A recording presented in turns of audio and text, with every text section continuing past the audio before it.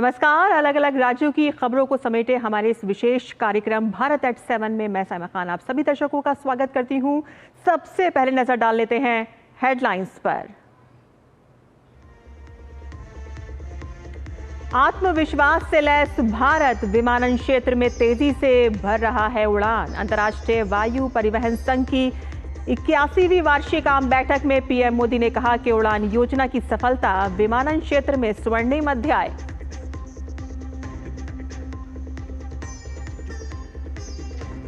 Paraguay के राष्ट्रपति Santiago पेना आज से भारत की 3 दिवसीय राजकीय यात्रा पर। प्रधानमंत्री नरेंद्र मोदी से की मुलाकात। पीएम ने सैंटियागो पेना की यात्रा को बताया ऐतिहासिक। कहा कि आतंकवाद के खिलाफ लड़ाई में कंधे से कंधा मिलाकर खड़े हैं दोनों देश।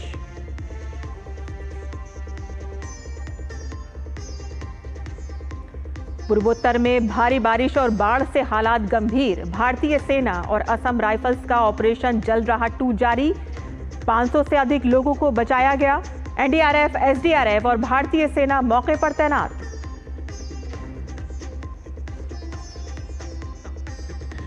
विदेशों में पाकिस्तान के खिलाफ भारत का डिप्लोमेटिक स्ट्राइक जारी। भाजपा सांसद रविशंकर प्रसाद के नेतृत्व में सर्वदलीय प्रतिनिधिमंडल ने लंदन में ब्रिटेन के थिंक टैंक के साथ की बातचीत। तो डीएमके सांसद कनिमोझी की टीम ने मैड्रिड में आतंकवाद के पीड़ितों के संघ से की मुलाकात।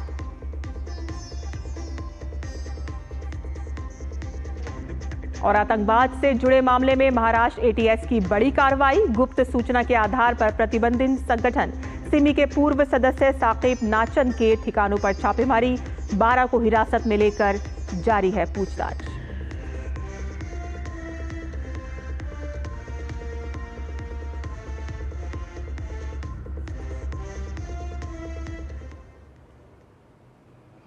और सबसे पहले बात करते हैं असम की, जहां असम में पूर्वोत्तर भारत में बाढ़ से भारी तबाही मची हुई है। असम सबसे ज्यादा प्रभावित है। यहां पर 20 जिलों के 4 लाख से ज्यादा लोग बाढ़ से जूझ रहे हैं। राज्य भर में कई जिलों में बाढ़ के पानी से तटबंध, सड़कें, पुल और अन्य बुनियादी ढांचे क्षतिग्रस्त हो गए हैं। मुख्यमंत्री हेमंत बिस्वा शर्मा स्वयं बाढ़ प्रभावित क्षेत्रों का दौरा कर हालात का जायजा ले रहे हैं। उत्तर पूर्वी राज्य में भारी बारिश का कहर जारी। असम में बाढ़ ने बिगाड़े हालात। नदियां उफान पर, जनजीवन अस्त व्यस्त। ब्रह्मपुत्र नदी बह रही है खतरे के निशान से ऊपर। मुख्यमंत्री हेमंत बिस्वा शर्मा ने किया बाढ़ प्रभावित क्षेत्रों का दौरा। पूर्वोत्तर में मानसून की पहली बारिश में ही हाहाकार मच गया। बारिश के चलते हो रहे भूस्खलन और बाढ़ ने परेशानी बढ़ा दी है। बाढ़ से सबसे ज्यादा हालात आसाम में बिगड़े हैं। यहाँ 20 जिलों के 764 गांव में पानी भर गया है और करीब 4 लाख लोग प्रभावित हैं। इस बीच मौसम विभाग ने मूसलाधार बारिश की संभावना जताई है। असम राज्य आपदा प्रबंधन प्राधिकरण की रिपोर्ट के मुताबिक कछार सबसे अधिक प्रभावित है, जहां 1 लाख से अधिक लोग प्रभावित हुए हैं। बराक नदी बदरपुर घाट पर खतरे के निशान से ऊपर बह रही है, जबकि इसकी सहायक नदी कुशियारा श्रीभूमि में और मतिजूरी में कटाखल भी खतरे के निशान से ऊपर बह रही है। बराक के साथ में जो रिलेटेड है हमारा 8-10 नदी सारे के सारे कल खराब पोजीशन, तो आज थोड़ा बेटर है। तो अभी बढ़ रहा है, थोड़ा धीरे से बढ़ रहा है। अभी जैसे आपको 10 बजे आपको 21.29, तो अभी आ गया 11 बजे 31, तो उसी नदी से 2-2 करके बढ़ रहा है। उसके आगे में ट्रेंड कुछ ज़्यादा था। बारिश के चलते राज्य की नदियां उफान पर हैं। ब्रह्मपुत्र नदी डिब्रूगढ़ और निमाती घाट में खतरे के निशान से ऊपर बह रही है। इसकी सहायक नदियां नुमालीगढ़ में धनसिरी और कामपुर में कोपली खतरे के निशान के ऊपर बह रही है। वहीं राज्य भर के कई जिलों में बाढ़ के पानी से तटबंध, सड़कें, पुल और अन्य बुनियादी ढांचे क्षतिग्रस्त हो गए हैं। बाढ़ और भूस्खलन से सड़क परिवहन, रेल यातायात और नौका सेवाएं सभी प्रभावित हैं। इधर पानी का बहुत प्रॉब्लम। कल 5 बजे से पानी पूरा आ गया घर में, तो हम लोग का बहुत लॉस हो गया। ये मुर्गी, गौरी, बकरी पूरा पानी में उठा के ले गया। तो हम लोग का अभी खाने पीने के लिए भी नहीं है, चावल भी नहीं है, रास्ता पूरा ब्लॉक हो गया। बारिश का वजह से बहुत पानी हो गया है। पानी में हम लोग का बहुत गोरू, गाय, आपका बकरी, ऐसा कुछ सब पानी में गया है। इसीलिए हम लोग का अभी खाने पीने का भी तकलीफ हो रहा है। भारतीय वायुसेना द्वारा वायुसेना स्टेशन मोहनबाड़ी से Mi-17 हेलीकॉप्टर द्वारा मानवीय सहायता और आपदा राहत मिशन शुरू किया गया है। वहीं असम के लखीमपुर में मुख्यमंत्री हेमंत बिस्वा शर्मा ने बाढ़ प्रभावित क्षेत्र का दौरा किया। साथ ही उन्होंने अपने सोशल मीडिया प्लेटफॉर्म एक्स पर पोस्ट करते हुए कहा कि हम हमेशा अपने लोगों के साथ हैं। लखीमपुर के अमतोला में भारी बारिश के कारण बाढ़ ने तबाही मचा दी है। उन्होंने आगे लिखा कि हमारा प्रशासन लोगों को राहत पहुंचाने के लिए अथक प्रयास कर रहा है और जैसे ही स्थिति सामान्य होगी हम उनके नुकसान की भरपाई तुरंत करेंगे। Bureau report, DD news. और अब आपको बताते हैं कि किस तरह से खंडवा मध्य प्रदेश का मान बढ़ा रहा है। केंद्र सरकार के जल शक्ति मंत्रालय द्वारा चलाए जा रहे जल संचयन जन भागीदारी अभियान में मध्य प्रदेश का खंडवा अव्वल आया है। खंडवा जिले ने जल संचयन करने वाले जिलों में देश में प्रथम स्थान हासिल किया है। वहीं राज्यों की श्रेणी में देश में मध्य प्रदेश चौथे नंबर पर है। पानी बचाने वाला देश का नंबर 1 जिला बना खंडवा। जल संचय जन भागीदारी अभियान में खंडवा जिले ने रचा कीर्तिमान। जल संरक्षण अभियान में मध्य प्रदेश सरकार मिशन मोड में कर रही है काम। पुराने जल स्रोतों को नया जीवन देने के लिए जल गंगा संवर्धन अभियान। कैच द रेन के तहत जल संचय जन भागीदारी पहल की शुरुआत। प्रधानमंत्री नरेंद्र मोदी के जल संरक्षण अभियान में मध्य प्रदेश सरकार मिशन मोड में काम कर रही है। मुख्यमंत्री डॉक्टर मोहन यादव के नेतृत्व में बारिश के पानी का संचयन करने तथा पुराने जल स्रोतों को नया जीवन देने के लिए जल गंगा संवर्धन अभियान चलाया जा रहा है। प्रदेश में बारिश के पानी को रोकने खेत, तालाब, कूप, रिचार्ज पिट, अमृत सरोवर सहित अन्य कार्य किए जा रहे हैं। मध्य प्रदेश के खंडवा जिले में इस अभियान के अंतर्गत मनरेगा 15वां वित्त, 5वां वित्त, CSR एवं जनसहयोग से 1,29,046 से अधिक संरचनाओं का निर्माण एवं पंजीकरण किया गया है। इसमें जल संरक्षण के संरचनाओं का पुनरुद्धार, हैंडपंप पुनर्भरण, सूखे बोरवेल का पुनर्भरण और कुएं के पुनर्भरण कार्य शामिल हैं। जो खालवा क्षेत्र है हमारा, जो हमारा आदिवासी बाहुल्य क्षेत्र है, वहाँ पर जल गंगा संवर्धन अभियान के अंतर्गत खूब काम किए गए। वहाँ पर लगभग 25 डैम्स को रिस्टोर किया गया, पुलियाओं को चेक डैम्स में कन्वर्ट किया गया, बहुत सारे खेत तालाब नदी के आसपास बनाए गए। उसके आज सुखद परिणाम देखने को मिल रहे हैं और लगभग 750 हेक्टेयर किसान भाई हमारे वहाँ पर खेती कर रहे हैं। खंडवा जिला हमारा देश के में नंबर 1 पे आया है जल संरचनाओं के निर्माण में। करीबन 27-28 लाख संरचनाएं बनना थी, जिसमें से करीबन 80 से 90% संरचनाएं बन चुकी हैं और ये बड़ी एक गर्व का विषय है। मुख्यमंत्री डॉक्टर मोहन यादव ने जल संचय जन भागीदारी अभियान में खंडवा जिले को देश में प्रथम स्थान मिलने पर प्रसन्नता व्यक्त की है। उन्होंने खंडवा के नागरिकों, जन प्रतिनिधियों और शासकीय अमले को बधाई दी है। जल गंगा संरक्षण अभियान के माध्यम से पिछले वर्ष 1 महीना अभियान चलाया था। इस वर्ष हमने पिछली गुड़ी पड़वा से 30 जून तक का अभियान चलाया है और उसी का परिणाम है कि देश के अंदर मध्य प्रदेश का खंडवा जिला जल संरक्षण को लेकर, पुनर्भंडारण को लेकर, कुएं के रिचार्ज की जोड़ करके हमने देश में नंबर 1 का स्थान बनाया है। केंद्रीय जल शक्ति मंत्रालय ने प्रदेश और जिलों की रैंकिंग भले ही जारी की है, लेकिन मंत्रालय खंडवा जिले में हुए कार्यों का भौतिक सत्यापन भी करेगा।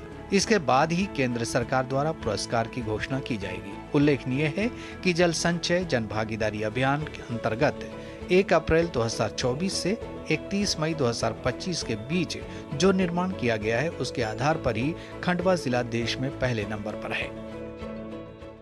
खंडवा जिले ने इस ओर बेहतरीन काम कर न सिर्फ मध्य प्रदेश बल्कि देश के अन्य जिलों के सामने भी एक उदाहरण पेश किया है। इस अभियान के सफल होने की बड़ी वजह प्रधानमंत्री का आह्वान रहा, जहां उन्होंने देश की जनता को जल का महत्व बताया और जनता ने प्रधानमंत्री के इस आह्वान को हाथों हाथ लिया। कैमरामैन विजय शर्मा के साथ आदित्य श्रीवास्तव, डीडी न्यूज़, भोपाल। और हमारी अगली खबर है बाबूलाल मरांडी की जान को खतरा। कैसे, बताते हैं आपको।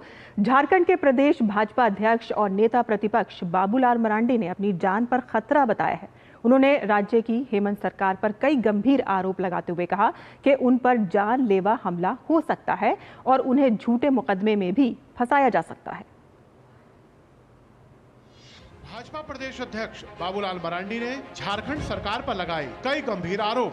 बाबूलाल मरांडी ने कहा उनकी जान को खतरा, हो सकता है जानलेवा हमला। भाजपा प्रदेश अध्यक्ष का आरोप, झारखंड सरकार पूरी तरह भ्रष्टाचार में लिप्त। बाबूलाल मरांडी ने झूठे मुकदमे में भी फंसाने की जताई आशंका। हेमंत सरकार पर भ्रष्टाचार के मुद्दे को लेकर मुखर हैं बाबूलाल मरांडी। झारखंड में सत्ता के गलियारे में प्रदेश भाजपा अध्यक्ष बाबूलाल मरांडी के गिरिडीह में दिए गए बयान ने सनसनी फैला दी है। उन्होंने न केवल झूठे मुकदमे में फंसाने की आशंका जताई है, बल्कि जान पर भी खतरा बताया। दरअसल बाबूलाल मरांडी काफी समय से भ्रष्टाचार के मुद्दे पर मुखर रहे हैं। झारखंड प्रदेश भाजपा अध्यक्ष और नेता प्रतिपक्ष बाबूलाल मरांडी ने गिरिडीह परिसदन में पत्रकारों से बातचीत के क्रम में सोमवार को राज्य सरकार पर कई गंभीर आरोप लगाए। श्री मरांडी ने कहा कि उनकी जान को खतरा है और उन पर जानलेवा हमला भी हो सकता है। कुछ विश्वास सूत्रों से जो हमें जानकारी मिली, यानी मेरे ऊपर हमला करने का और कोई ना कोई झूठे केस मुकदमा में भी फंसाने का इस प्रकार की साजिश रची जा रही है। मेरे ऊपर भी हो सकता है, परिवार के ऊपर भी हो सकता है, या फिर हमसे जुड़े हुए लोगों के ऊपर भी हो सकता है। श्री मरांडी ने कहा कि वे लगातार झारखंड में भ्रष्टाचार का मामला उठाते रहे हैं, जिस वजह से उनके विरुद्ध साजिश रची जा रही है। उन्होंने आशंका व्यक्त करते हुए कहा कि झारखंड सरकार और उनके चहेते अधिकारी उन्हें तथा उनके करीबी को झूठे मुकदमे में फंसा सकते हैं। जो लगातार झारखंड में भ्रष्टाचार के को लेकर के हम आवाज उठाते रहे, उस कारण से कुछ भ्रष्ट अफसर या सरकार में बैठे हुए लोग भयभीत हैं। इधर बाबूलाल मरांडी के सनसनीखेज बयान के बाद राजनीति भी गर्मा गई है। कांग्रेस के प्रदेश प्रवक्ता राकेश सिन्हा ने इसे सस्ती लोकप्रियता का स्टंट बताया। सपना जो हमारा था मुख्यमंत्री बनने का, वो सपना खंडित हो गया। इसलिए सस्ती लोकप्रियता के लिए महागठबंधन सरकार के ऊपर और अधिकारियों के ऊपर, प्रशासन के ऊपर इस प्रकार का आरोप बाबूलाल जी आए दिन लगाते रहते हैं। झारखंड में आजकल बयानों के तीर खूब चल रहे हैं। बाबूलाल मरांडी के ताजा बयान को कानून व्यवस्था की स्थिति से भी जोड़कर देखा जा रहा है। बाबूलाल मरांडी झारखंड के पहले मुख्यमंत्री रहे हैं और उनके परिवार पर 18 वर्ष पहले भी नक्सली हमले हो चुके हैं, जिसमें उनके बेटे की जान चली गई थी। अब बाबूलाल मरांडी द्वारा जानलेवा हमले की आशंका जताया जाना एक बार फिर चिंतनीय है, जिसे गंभीरता से लेने की जरूरत है। डीडी न्यूज के लिए गिरिडीह से रमेश प्रभाकर और विकास के साथ मैं दिवाकर कुमार। और भारत एट 7 में हम रुकते हैं यहाँ एक छोटे से ब्रेक के लिए। हम जल्द हाजिर होंगे, आप देखते रहिए डीडी न्यूज।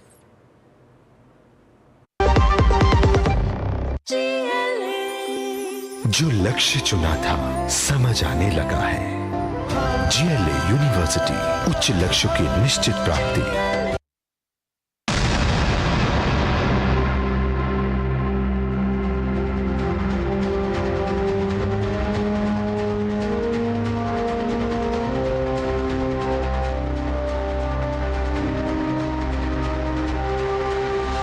नशे का दरवाजा एक बार खुला तो जिंदगी बंद हो जाती है।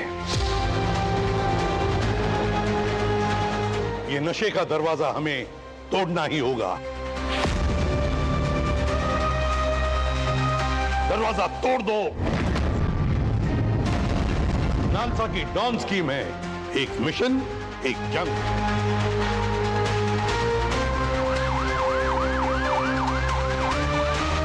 जब कानून समाज के साथ कदम मिलाता है, तब नशा हार मानता है।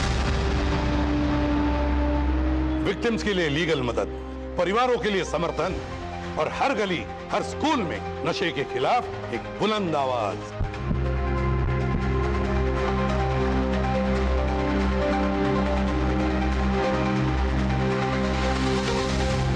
तुम मत गिरना, हम हैं यहां।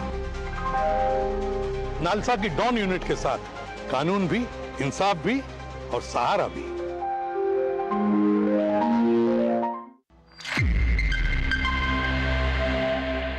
जब धरती चीर कर निकलता है लोहे का पत्थर और मिलता है मोंगिया के जोश से, फिर तपता है, पिघलता है और बनता है फौलाद।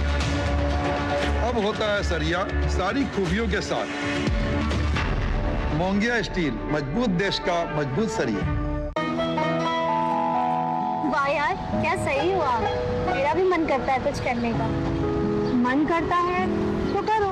घर की चीजों से टाइम ही नहीं मिलता और हूँ सिर्फ 10वीं पास। आप LIC की बीमा सखी योजना के साथ जुड़ सकती हो। मैं LIC एजेंट बन सकती हूँ। पूरी ट्रेनिंग भी मिलेगी, मंथली स्टाइपेंड भी मिलेगा। स्टाइपेंड भी?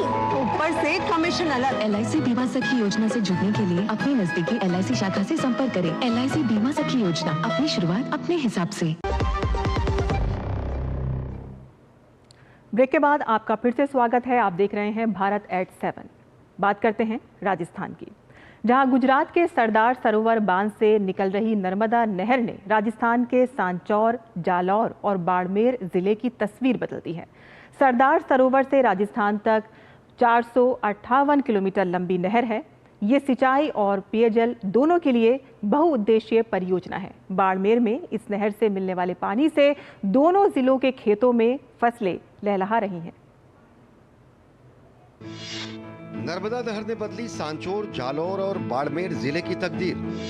सिंचाई और पेयजल के लिए बहुउद्देशीय परियोजना से सैकड़ों गांवों के पेयजल समस्या का हुआ समाधान।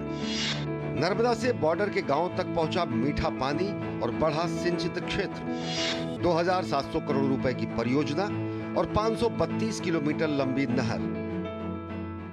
पानी की बूंद बूंद को तरसते राजस्थान के सांचौर और बाड़मेर नर्मदा नहर परियोजना की बदौलत उन्नत कृषि के क्षेत्र में नई इबारत लिख रहे हैं। गुजरात के सरदार सरोवर बांध से निकली नर्मदा नहर ने रेगिस्तान के इन इलाकों की तकदीर बदल दी है। नर्मदा नहर के यहाँ आने से पहले सिंचाई की बात तो दूर, पीने के पानी के लिए भी यहाँ भयंकर किल्लत होती थी। ग्रामीण क्षेत्रों में लोग ऊंट पर पखाल, बैलगाड़ी पर मटके रखकर पड़िया करके पेयजल का जुगाड़ करते थे।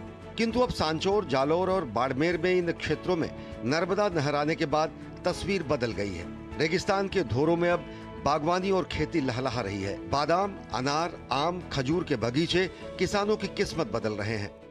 इंडिया की फर्स्ट ये स्प्रिंकलर सिस्टम की परियोजना है और इसमें कम पानी में भी ज़्यादा फसलें होती है, जिसको पूरा देश के सभी राज्य इसको फॉलो कर रहे हैं। और अच्छी बात है, पहले सांचौर, बाड़मेर इलाका में पीने का पानी नहीं होता था। लोग बड़ी दूर दूर से 5-5 किलोमीटर से पैदल जाके कैरी करके पानी लाते हैं। आज यहाँ पर तो देश का विकास है, बहुत अच्छा है। और अब यही है कि अच्छी बारिशें हों, MP में हो तो यहाँ किसान और प्रोग्रेस करेगा, इलाके में खुशहाली आएगी। गुजरात से बाड़मेर तक सिंचाई और पेयजल स्कीम के लिए कुल 532 किलोमीटर लंबी नहर बनाई गई है, जिसमें से 458 किलोमीटर हिस्सा गुजरात तो 74 किलोमीटर हिस्सा राजस्थान में है। नर्मदा नहर से बाड़मेर और सांचौर के करीब 2.46 लाख हेक्टेयर भूमि की सिंचाई हो रही है। पानी के प्रभाव से ट्यूबवेल रिचार्ज होने लगे हैं और कुओं का जलस्तर बढ़ गया है। पूरे साल क्षेत्र हरा भरा नजर आता है, जिससे किसानों के चेहरों पर खुशहाली लौट आई है। नर्मदा आने के बाद हमारे पूरे जालौर, सांचौर के अंदर पानी की बहुत अच्छी व्यवस्था है। पक्षियों के लिए, पक्षियों के लिए और किसानों के लिए बहुत अच्छा फायदा है। हमारे यहाँ पहले बरसात की ऋतु में एक ही सीजन होती थी और पशु पक्षियों के पानी की बहुत ही कमी रहती थी। अब नर्मदा नहर आने से हमारे तीनों सीजन हो रही हैं और पीने की पानी की व्यवस्था मवेशियों के लिए, पक्षियों के लिए बहुत ही अच्छी व्यवस्था हो रही है। परियोजना के तहत सांचौर, भद्राई और पैनोरिया में 3 लिफ्ट नहरें स्थापित की गई हैं। इसके अलावा 9 वितरिकाएं तैयार की गई हैं, जो दूर दराज के गांवों तक पानी पहुंचाने का काम करती हैं। नर्मदा नहर से उजाड़ क्षेत्र सिंचित क्षेत्र में तब्दील हो गया है और किसानों की तकदीर बदल गई है। परियोजना से पेयजल के लिए जालौर और बाड़मेर के 1541 गाँवों को पानी मिल रहा है और वहीं 233 गाँवों में 2.4 लाख हेक्टेयर क्षेत्र की सिंचाई हो रही है। यहाँ जालौर, सांचौर और बाड़मेर में 2,46,000 हेक्टेयर भूमि पर सिंचाई की जाती है और दूसरी तरफ जहाँ पहले पानी के लिए पानी नहीं था, पीने के लिए पानी नहीं था, वहाँ आज पानी लोग शुद्ध पीते हैं। ऐसे में ये नर्मदा नहर जीवनदान बन करके उभरी है। ओम प्रकाश पार। और यहाँ हम रुकते हैं एक और छोटे से ब्रेक के लिए। हम जल्द हाजिर होंगे। आप देखते रहिए DD न्यूज़।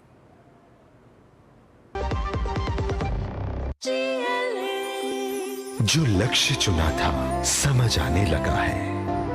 GLA यूनिवर्सिटी, उच्च लक्ष्यों की निश्चित प्राप्ति। मेरी पसंद, मेरी पसंद, मेरी पसंद, मेरी पसंद, हमारी पसंद। हम सबकी पसंद। मजबूत देश का मजबूत सरिया मोंगिया स्टील। टाइम पे खा लेना और प्लीज बाइक धीरे चलाना जी। और ये तुम्हारी सेफ्टी के लिए। अरे एक बात तो रह गई। LIC ये हमारी सेफ्टी के लिए। दिल की सुनो, LIC चुनो। LIC हर पल आपके साथ। शादी का किचन मैं के जहां गोल्डी किचन किंग मसाले हो वहां। गोल्डी लाई है फ्रेश लॉक टेक्नोलॉजी जो रखे मसालों को हर समय फ्रेश। तो ब्रेक के बाद आपका एक बार फिर से स्वागत है भारत एट 7 में। सवाल है कि क्या हेमंत सरकार आदिवासी विरोधी है? ये सवाल क्यों पूछा जा रहा है? दरअसल झारखंड में पैसा कानून के मुद्दे पर राजनीति गर्माती जा रही है। आदिवासी संगठन अब इस विषय पर सरकार से आर पार के मूड में हैं। उन्होंने सरकार को आदिवासी विरोधी करार देते हुए 4 जून को झारखंड बंद की घोषणा की है। इधर भाजपा ने भी इस मुद्दे पर हेमंत सरकार को घेरा है और राजनीतिक दबाव में इसे लागू नहीं करने का आरोप लगाया है। पैसा कानून को लेकर झारखंड में उबाल, 4 जून को झारखंड बंद का ऐलान। भाजपा के साथ आदिवासी संगठनों ने भी हेमंत सरकार को पैसा कानून पर घेरा। हेमंत सरकार पर राजनीतिक दबाव में पैसा कानून लागू नहीं करने का आरोप। पूर्व सीएम रघुवर दास बोले, राज्य में जनजातीय समुदायों की हो रही है हकमारी। राज्य और जनजातियों के हित में जल्द पैसा कानून लागू करने की मांग। हेमंत सरकार के लिए पैसा कानून गले की फांस बनती दिख रही है। भाजपा के हमले के बाद अब आदिवासी संगठन भी इस मुद्दे पर गोलबंद हो रहे हैं। देश में जहां 1996 में यह कानून लागू हो चुका है, वहीं झारखंड में अभी भी इस पर रायशुमारी हो रही है, जो कहीं ना कहीं आदिवासियों की हकमारी का कारण बन रही है। जनजातीय बाहुल्य क्षेत्रों के विकास के लिए देश में 3 दशक पहले ही पैसा कानून अस्तित्व में आया था, लेकिन झारखंड में यह अब तक लागू नहीं हो सका है, जिससे असंतोष बढ़ता जा रहा है। केंद्रीय सरना समिति समेत अन्य आदिवासी संगठनों ने पैसा कानून लागू करने की मांग को लेकर 4 जून को झारखंड बंद का ऐलान किया है। आदिवासी संगठनों का कहना है कि इस कानून के नहीं रहने से जनजातीय समाज के अधिकारों का हनन हो रहा है। पैसा कानून लागू नहीं होने के कारण से जो है बहुत सा नुकसान हम लोग को हो रहा है। सरकार इसे जल्दी से जल्द लागू करे ताकि हमारी जो है स्वशासन व्यवस्था हमारी लागू हो। केंद्रीय सरना समिति के प्रतिनिधि इसको लेकर सभी जिलों का दौरा कर आदिवासियों को गोलबंद करने में जुटे हैं। समिति ने राज्य की हेमंत सरकार को आदिवासी विरोधी करार दिया है। हेमंत सरकार से हम लोग को कोई उम्मीद नहीं है और 4 तारीख को जो बंद करने की बात है उसमें हम लोग बढ़ चढ़ कर हिस्सा लेंगे। इस तरह से पूरे झारखंड में हमारा आदिवासी क्षेत्र है वहाँ पर बंद होगा। इस मुद्दे पर राज्य सरकार चौतरफा घिरती नजर आ रही है। पूर्व मुख्यमंत्री और भाजपा नेता रघुवर दास ने भी राज्य में शीघ्र पैसा कानून लागू करने की मांग की है। श्री दास ने आरोप लगाते हुए कहा कि विदेशी धर्म मानने वालों के दबाव और वोट बैंक की राजनीति की वजह से हेमंत सरकार पैसा कानून लागू न कर जनजातीय समुदायों की हकमारी कर रही है। इस सरकार विदेशी धर्म के मानने वाले के दबाव में वोट बैंक और तुष्टीकरण की राजनीति के कारण अबुआ राज में जहां एक आदिवासी मुख्यमंत्री उनकी संस्कृति और उसके अधिकार पर इस सरकार के द्वारा हमला हो रही है। उन्होंने कहा कि राज्य में पैसा कानून लागू होने से गांव में समृद्धि के द्वार खुलेंगे और जनजातीय स्वशासन व्यवस्था एवं संस्कृति को भी इससे संरक्षण और संवर्धन मिलेगा। हमारा सरना समाज जनजाति समाज को इससे फायदा होगा, गांव समृद्धि होगा, गांव में विकास के द्वार खुलेंगे और हमारी जो सरना संस्कृति मजबूत होगी। इधर पैसा कानून के ड्राफ्ट को अंतिम रूप देने में सरकार जुटी है। इस विषय पर पिछले महीने एक बड़ी बैठक भी हुई थी, जिसमें कई मंत्री शामिल हुए थे। राज्य की ग्रामीण विकास मंत्री दीपिका पांडे सिंह ने कहा कि इसे लागू करने से पहले और मंथन एवं रायशुमारी की जरूरत है। आदिवासी भाई बहने और शेड्यूल एरिया में रहने वाले लोगों के बीच, चाहे वो आदिवासी हो या सदान, उनके बीच भी हमें जाना चाहिए। तो विभाग के माध्यम से कैसे हो पाएगा, उस पर हम लोग जब प्लान बना लेंगे और लोगों के बीच जाएंगे, उसके बाद इसको लागू। झारखंड के कई इलाके आजादी के 7 दशकों के बाद भी विकास की किरण के इंतजार में है। शायद यही वजह है कि अब आदिवासी संगठन भी पेशा कानून को लेकर मुखर हो रहे हैं। झारखंड में अधिकांश समय यहाँ की बागडोर आदिवासी सीएम के हाथ ही रही है, लेकिन यहाँ वर्षों बीत जाने के बावजूद समुदाय के हित में बना पेशा कानून धरातल पर नहीं उतर सका है, जिससे अब लोगों का सब्र टूटता दिख रहा है। डीडी न्यूज के लिए बलदेव और विकास के साथ मैं दिवाकर कुमार। हमारे इस विशेष कार्यक्रम भारत एट 7 में आज के लिए बस इतना ही, लेकिन डीडी न्यूज पर खबरों का सिलसिला जारी रहेगा। आप देखते रहिए डीडी न्यूज, लेकिन हमें दीजिए इजाजत। नमस्कार।